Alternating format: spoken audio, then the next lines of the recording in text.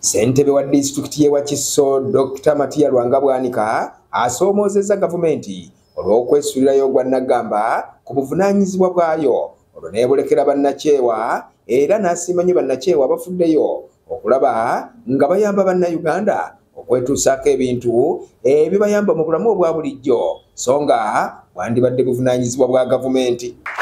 Era twali tugezeeko naye awaka era ogenda okubeera ennyo naye nga mmaze okunyumya ne taata nyongera okutegeera muntu ki gwe nkolagana naye.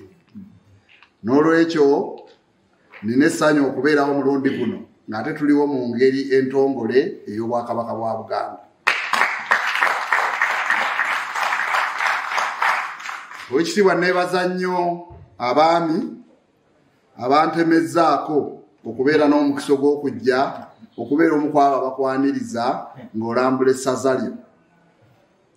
Dr. Matiya Lwangabwanika okwogera bino abadde mu kulambula ekitebe ky'enzikiriza ey'Ababbuda ekisangibwa e Nalugala mu Katabi Town Council n'asiima nnyo emirimu egikoleddwa abakulembeze b'enzikiriza eno omuli okutuusa ku bantu b'e Wakiso amazzi amayonjo ebyenjigiriza n'ebyobulamu ebiri ku mutindo. And it is also encouraging and supporting that critical sector of education. And I was very much impressed. I got a lot of literature from the colleague. Kabogoza is our colleague because that Budale actor is it belongs to the family well known to us. And this background, the father was once a Kabaka's chief of Kyadondo County.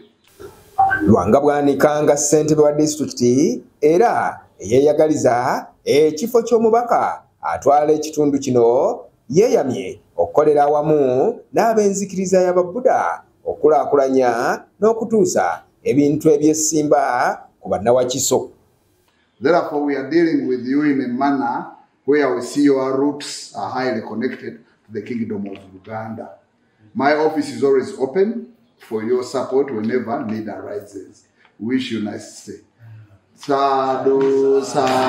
Owessaza ly'e Busiro Charles Kisiriza Kiberu atendereza omulimu ogukoleddwa ab'enzikiriza ya Buddha era n'abasiima olw'okuteekawo enkolagana n'Obwakabaka bwa Buganda okusitula embeera z'abantu b'e Busiro. Ambula abantu baffe b'e Katabi era nga twasookedde okugombolayo kwennyini ku mbuga twogerako eri abaami ba Ssaabasajja Kabaka era mu lugendo lwaffe tutambula twagala n'okusisinkana ab'enzikiriza ezimu abali mu kitundu kyaffe ng'oggyeko enzikiriza z'Abakatuliki, Bakristaayo, Basiraamu naye tubaddemu n'enzikiriza ya Buddhism wano mu kitundu.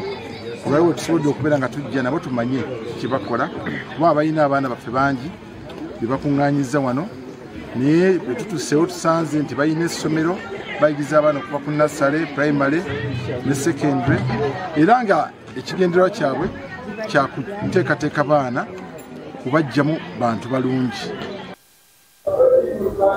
Bo abakulira enzikiriza eno wano nga bakulembeddwamu mutabani we yali Kaggo Tofirimala Okweza beeyamye okwongera amaanyi mu kutumbula ebyenjigiriza ebyobulamu n'ebintu ebirala.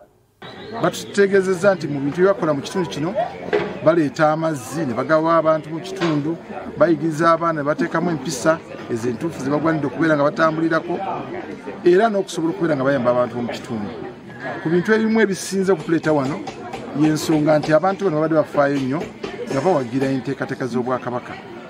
Abaami baffe ab'eggombolola babadde bajja era nga beenyigira mu nteekateeka naddala luwalo lwange n'enteekateeka ez'okubeera nga bayambye ku bazadde okubakuliza abaana n'okusobola okubeera nga babayigiriza empisa. Ekyo nno kitukakatako ffe ng'abakulembeze okujja okulambula.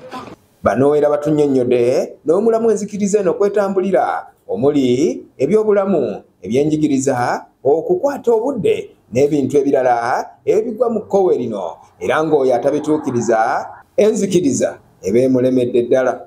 Naye ng'ate tugabye ne Naikonde omugatte ziri 37 mu ggwanga lyonna mu disitulikiti ez'enjawulo. Era nga tukolaganira wamu n'ab'ekitundu enzikiriza eno taata